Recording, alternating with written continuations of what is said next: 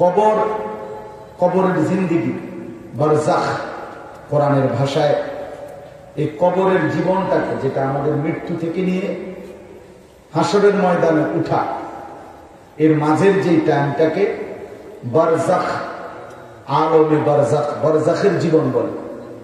বারজাখ শব্দের অর্থ হল অন্তরায়, পর্দা। অর্থাৎ কবরের এই জীবনটা দুনিয়া এবং আখেরাতের মাঝখানে অন্তরায়, অর্থাৎ দুনিয়ার দিকেও যাইতে দেয় না, আখেরাতেও উঠে না, মাঝখানে।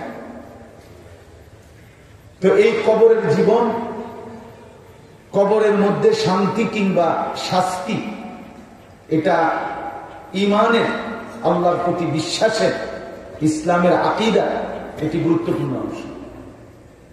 ঈমান বিল গায়ব, অদৃশ্য যত বিষয়ের উপরে ঈমান আনতে হয় একজন মুমিনকে। আপনারা জানেন কোরআনুল কারীমের সূরা বাকারার শুরুতেই আল্লাহ তাআলা একজন মুত্তাকির পরিচয় দিতে গিয়ে বলছেন, মুত্তাকির 6টা সিফাত, এর মধ্যে 1 নাম্বার হলো আল্লাযীনা ইউমিনুনা বিল গায়ব, যারা গায়েব, অদৃশ্যের ঈমান আনে। অদৃশ্যের যে বিষয়গুলোর প্রতি অদৃশ্যের যে বিষয়গুলোর প্রতি ঈমান আনতে হয়, না দেখা, অদেখা, যা আমি দেখি নাই অথচ ইয়াকিনের সাথে দিল দিয়ে শতভাগ আস্থা নিয়ে বিশ্বাস করতে হয়, তার মধ্যে একটা হলো এই কবরের জীবন, কবরের জিন্দেগি।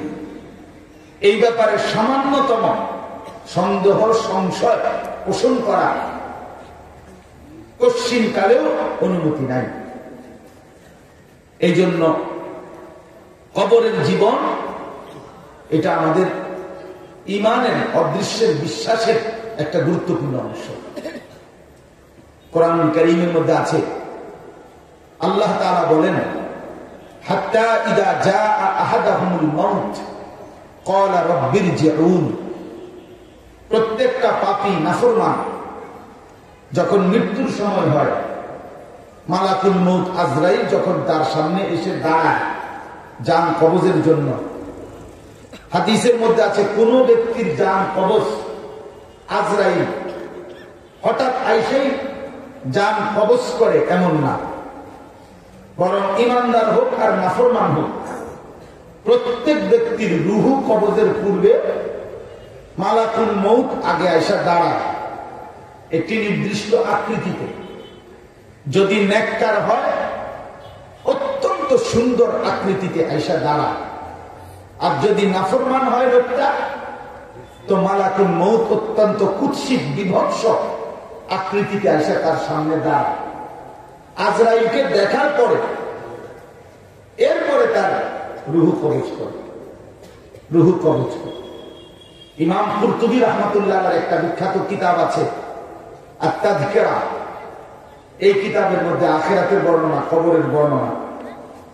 ওইখানে আছে ইব্রাহিম আলাইহিস সালাম একদিন আল্লাহ তাআলাকে জিজ্ঞেস, মালাকুল মউত আজরাইলকে বলছিলেন, আজরাইল, কোন নাফরমান পাপীর সামনে তুমি যে চেহারা নিয়ে দাঁড়াও মৃত্যুর সময়, রুহু কবজের পূর্বে সময়, সেই চেহারাটা আমার একটু দেখাও।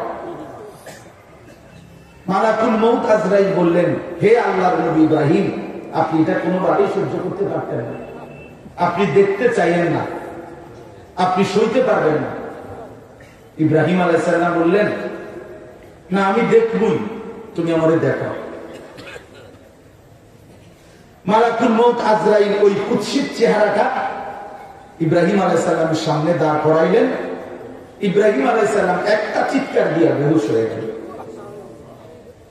হুঁশ আসার পরে ইব্রাহিম আলাইহিস সালাম আল্লাহ পাককে বললেন, রব্বুল আলামিন, কোন নাফরমান পাপী, তার কবর, তার হাসর, তার আখিরাতের আযাব, সেটা কি হবে সেটা পরের কথা।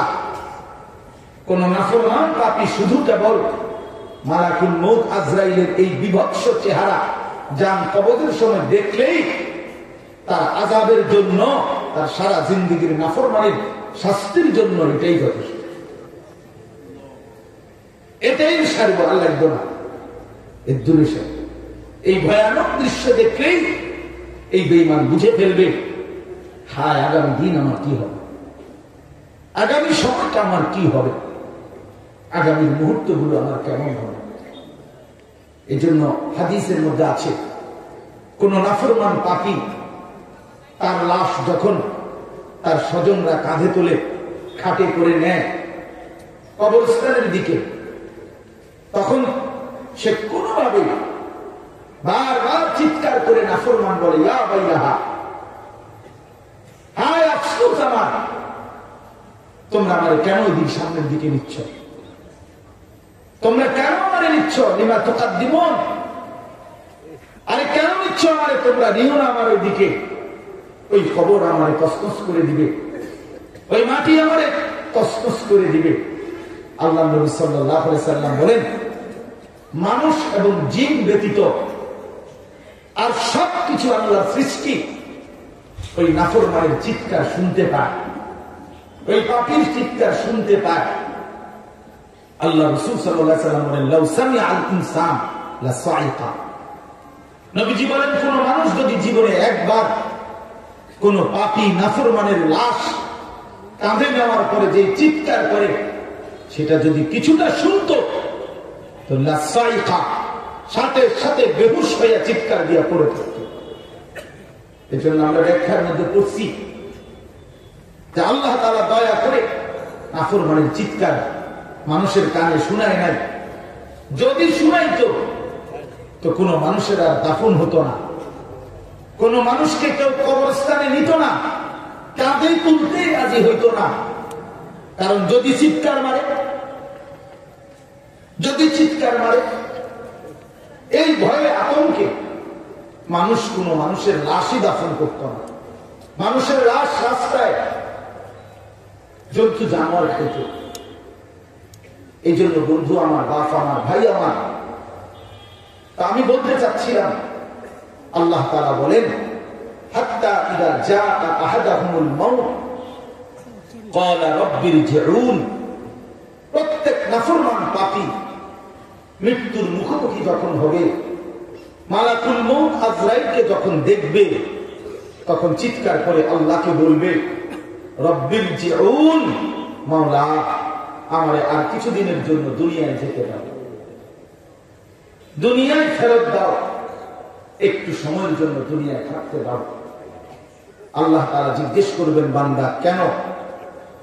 তো সে বলবে, লাআল্লি আ'মালু সালিহান ফীমা তারাকতু, আল্লাহ যে নেক আমলগুলো ছেড়ে দিয়েছিলাম, নামাজ পড়ি নাই, রোজা রাখি নাই, আপনাকে কোনোদিন ডাকি নাই, হালাল খাই নাই, 50টা বছর 40টা বছর লাগাতার চুরি, ডাকাতি, জিনা, ব্যভিচার, মদ, জুয়া, সুদ, ঘুষ, নাচ, গান, টেলিভিশন, নাটক, নর্তকীর নাচ, এই অসভ্যতা আর নাফরমানির মধ্যে শেষ করেছি।